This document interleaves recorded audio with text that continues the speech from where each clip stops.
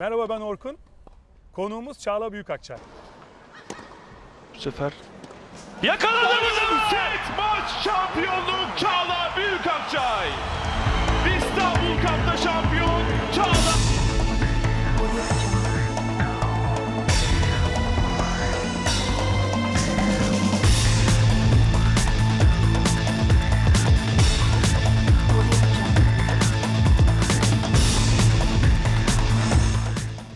Size ATP WTA puanlama sistemini anlatacağız Çağla ile birlikte.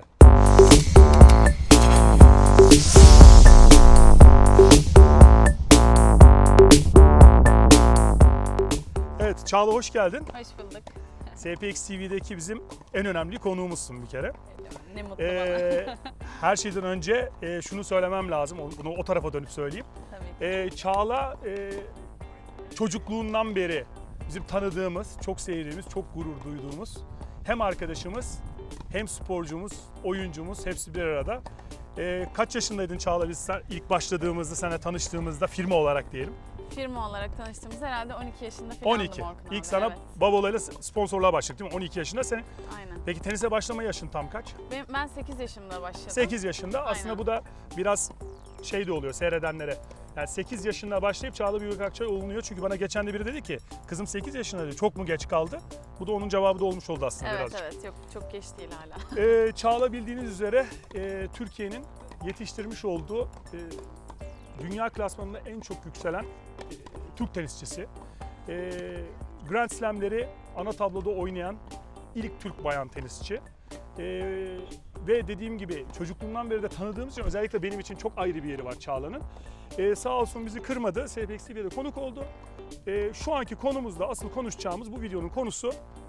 Videoyu da çok uzatmadan ben böyle hemen girmek istiyorum oraya. Yoksa Çağla hakkında anlatacak çok şey var. ATP ve WTA sıralamalarındaki, dünya sıralamalarındaki puanlama sistemi aslında çok sofistike ve bunu ciddi tenis seyircileri bile bilmiyor. Yani mesela ATP WTA arasında farklar var mı? Evet. Bu puanlama sistemi nasıl yükseliyorsun, nasıl alçalıyorsun? Önce şuradan başlayalım istiyorsan. Bir kere ilk soru. ATP ve WTA puanlama sistemi arasında bir fark var mı?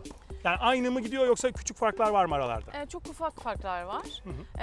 O da şöyle farklar. Bazı turnuvalarda bizim aldığımız puanlarla yani turnuvanın seviyesi aynı gözükmesine rağmen mesela Grand Slam.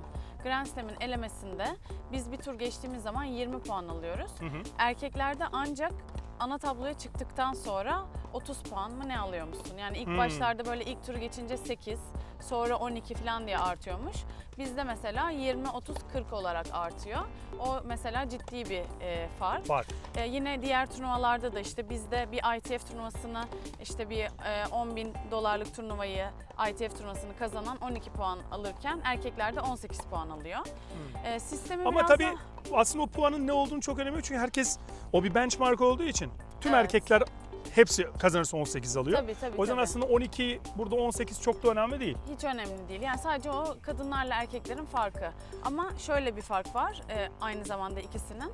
Bizde mesela biz senede ben şimdi 25-26 turnuva arası oynuyorum. Yani belki 25-30 arası oynuyorum. 52 hafta öyle düşünün. Yani yoruculuğuna her 2 haftada bir turnuva oynuyorsun demek bu. Evet, kesinlikle. Diğer haftalarda da antrenman yapıyor bu arada. Korkunç bir tempo. Evet. Aynen. Ama Ben aralara giriyorum böyle kusura sen. Yok çok iyi. Açayım oraları diye. Evet. Ama benim oynadığım 25 hafta turnuva sayılmıyor. Benim bütün sene boyunca oynadığım en iyi sadece 16 turnuvayı alıyorlar. Bu da en azından sizler için güzel bir şey bence oyuncular açısından. Ya bu da Senin çok en iyi 16'ını zorlaştırıyor. alıyorlar. Zorlaştırıyor Evet, mu diyorsun çok sence? zorlaştırıyor. Şöyle zorlaştırıyor. Şimdi bazen işte bazısının mesela maddi imkanları çok yüksek. O diyor ki mesela ben Adam her hafta turnuva 35 oynayayım. oynarım diyor mesela. Aynen. Buna imkan tanımıyor bu şey. Yani Evet. o zaman diyor ki sen 35 tane turnuva oyna ama ben en iyi 16'ını alacağım. Yani 25 oynayanla 35 arasında sadece işte o Bizim en iyi çocukluğumuz oynayan. döneminde böyle değildi diye hatırlıyorum ben. Yani WTA yoktu eskiden zaten ben oynadığım dönemde. O zamanlarda ATP hem kadınlar hem erkekler ATP vardı sadece. Ve o zaman bu yoktu. Ve bu çok ciddi bir soru işaretiydi o gün. Evet. Yani dediğin gibi maddi imkanı olanlar çok puan kazanıyordu. Adamın maddi imkanı yok, oynayamıyor. Evet. Puan kazanamıyordu ve geride kalıyordu. Evet, erkekler mesela bizde 16 turnuvayı alıyorlar, erkekler de 18 turnuvayı alıyorlar. Onun sebebini bilmiyorum neden. Erkekler daha güçlü, kuvvetli diye herhalde böyle. Onlar oynasın. Belki de. Onun dışında da mesela eskiden sadece turnuva oynadığın için, katıldığın için bile puan alıyordun. Şimdi katıldın, rakibin çekildi. Sen mesela ilk turu oynamadan geçtin diyelim. Sana maçı kazanmadan puan vermiyor.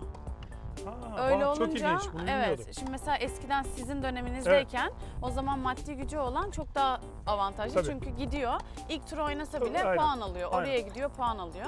Bu arada da Gölge sistemi de yoktu o zaman. Kendi gölgenle yarışma yoktu. yoktu. Evet. Ha. Şimdi işte yani ne olursa olsun mesela bazen çok şanslı kurallar oluyor. Bakıyor işte rakip daha oynamadan çekilmiş falan. İkinci tura çıkıyor ama işte orada diyor ki sana sen puan almak için mutlaka maç kazanmak zorundasın. zorundasın. Aynen öyle. O da bir zorluk kazandırıyor. Peki ATP WTA'yı kenara koyuyorum şimdi. Evet. Sen bir WTA oyuncusun. Direkt WTA'ya girelim. Evet.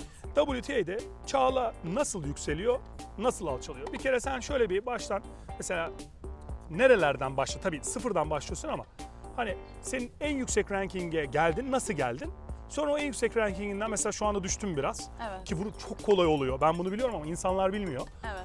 Yani senin kötü tenis oynaman da gerekmiyor düşmek için. Çünkü Aynen. herkese yarıştığın gibi kendinle de yarışıyorsun. Aynen. Ondan şöyle bir bahseder misin? Mesela en yüksek rankingine nasıl geldin? Sonra şu andaki pozisyona ne yaptın da geldin? Evet. Tekrar nasıl yükseleceksin? Stratejilerin ne? Şimdi bir İşte kere ana tablolar nasıl oynanıyor falan hepsinden söyle. evet. Şimdi mesela dünya sıralaması bir kere dünya sıralamasına girebilmek için çünkü birçok profesyonel var ama dünya sıralamasına girebilmek için kadınlarda 3 tane turnuvadan puan almak gerekiyor. Yani bir tane turnuvadan puan almanız yeterli olmuyor. Erkeklerde bir turnuva oynadıktan sonra eğer maç kazanırsanız puanınız olursa hemen dünya sıralamasına yansıyor. İşte o dünya sıralaması da 1400-1300'lerde bir giriş yapıyorsunuz. ATP puanı aldığın anda veya WTA puanı aldığın anda. Aynen ama WTA'de dediğim gibi 3 hafta ayrı turnuvada puan almak lazım ki sıralamanız oluşsun. Ki haritada gözükmeye başlar, Aynen. yanıp sönmeye başlar. Yani o 1300'lü, Mantıklı. 1400'lü rakamları ancak 3 turnuvada başarılı olursanız. WTA'ninki çok daha mantıklı bence. Evet bence de. Ya Adam bir sana- turnuvada bir puan aldı diye dünya sıralamasına giriyor. Aynen. Bu yöntemle işte 1400'lerden bir giriş yapıyorsunuz. Evet. Sen 1400'lerden girdin. Girdim Sonra işte 17 yaşlarımda Evet. filandım o zaman girdiğim zaman. 10 sene olmuş. Ben de Evet. 10 senelik bir profesyonelim esasında. Şimdi mesela dünya sıralamasına geçen sene 60 numaraya kadar yükseldim. İşte geçen sene olimpiyatları oynadım, Grand Slam'lerde ana tablo oynadım ilk defa ama mesela olimpiyatları oynama hikayem benim çok güzel esasında.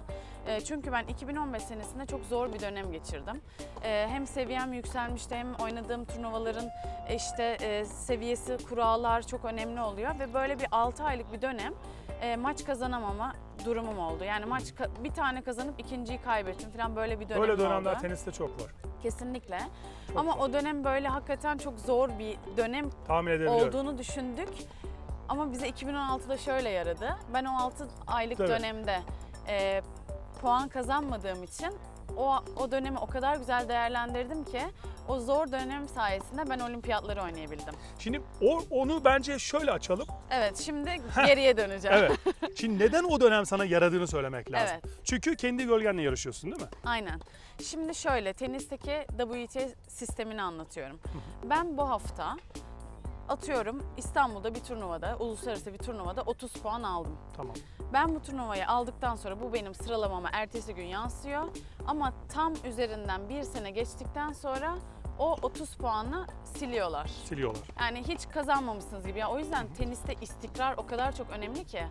Yani bazen diyorlar işte bir senede parladı sonra diğer seneler iyi gitmedi. Bunun sebebi işte bu. Çünkü bütün başarılarınızın ömrü bir sene.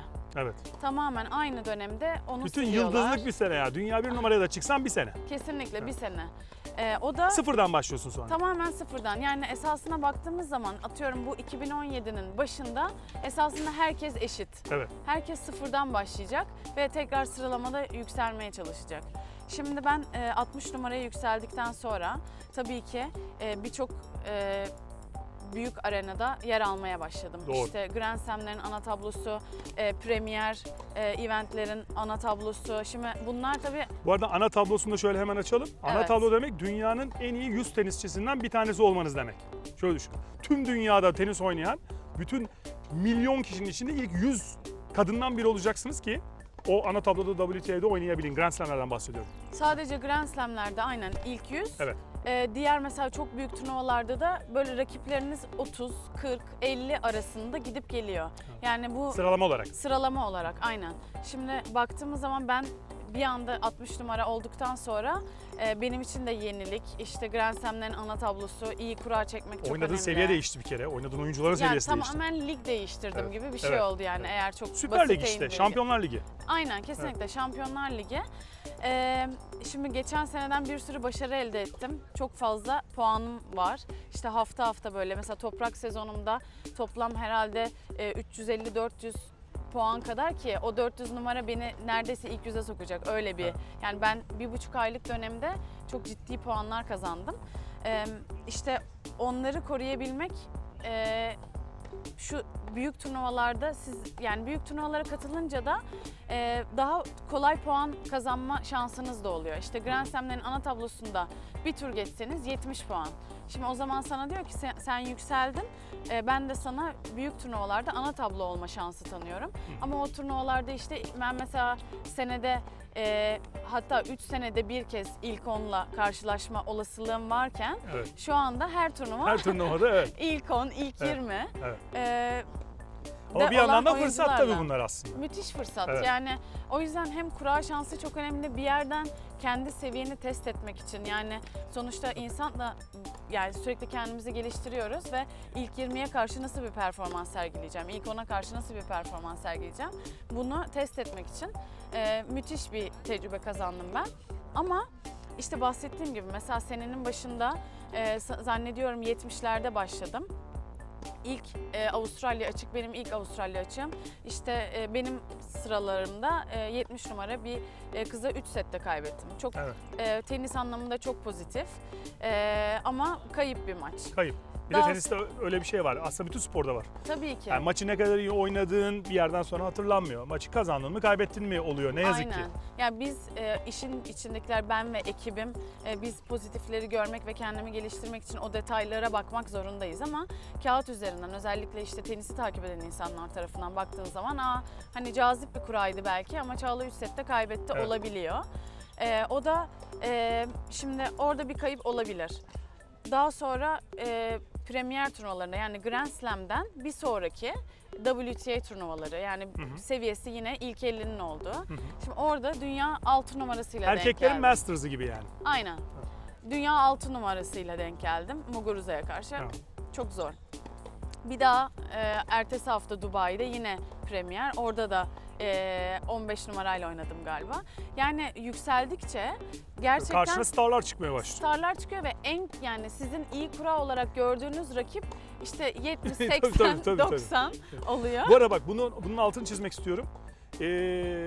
70, 80, 90 deyince tenisi çok iyi. Şimdi ben çok iyi biliyorum da çünkü ben de Evet. eski tenisçi olduğum için tabii senin seviyenle alakası olmamakla birlikte tenisçi olduğum için şeyi çok iyi biliyorum. Yani 3 setlik bir maçı nasıl oynadığını ucundan kaybettiğini, 1 puanla toplam kazanılan puanı bazen senin fazla puan kazanıp maçı kaybettiğini totalde. Aynen. Bunlar da var. Kesinlikle. Veya 70 numaranın dünyada 70 numara ne demek olduğunu mesela anlamayan çok var. Ne olacak ya abi 70. olmuş. Hani Evet, esas. podyum ilk 3'tür ya. Yani 70. olmuş falan diyen çok insan duyuyorum. Evet. Haksız değiller bu arada kızmıyorum. Evet. Çünkü bunu bilmedikleri için söylüyorlar. Bu müthiş bir yarış. Tam bir gladyatör arenası. Ve işte 70 dediğin zaman dünyanın en iyi 70. tenisçisi o anda demek bu. Evet, Bu yani olağanüstü bir şey aslında. Bu şu demek, dünyada 70 numara olan kişinin zannediyorum ki şu anda 700-800 puana sahip olması gerekiyor. Şimdi bu 700-800 puan işte bizim dünyanın her yerinde oynanılan turnuvalardan aldığımız puanlarla. Şimdi bazen bir tur geçince 10 puan alıyorsunuz. Bazen işte o Grand Slam'se büyük turnuvaysa 50 puan, 40 puan ama biz bu her hafta oynadığımız turnuvalardan kazandığımız puanlarla dünya sıralamasında bir yer ediniyoruz. Yani 70 puan yani dünyanın 70 numarası olabilmek için minimum 10-15 turnuvada 800 puan gibi bir şey İnanılmaz. yakalamak gerekiyor ve bu çok ciddi Çok bir ciddi bir şey. istikrar ve çok büyük bir Çok başarı. ciddi bir istikrar her şeyden önce. Kesinlikle. Aynen. Aynen öyle. Peki herhalde bence genel olarak başka böyle eklemek istediğin var mı? Ekibi bence genel olarak anladı herkes. Yani WTA'nin yani ben dinleyici olarak gayet iyi anladım. WTA'de nasıl yükseldiğini, indiğini, zorluklarını, istikrarın gerekliliğini. Var mı son eklemek istediğin bir şey bununla ilgili? Yani böyle aklında kalan.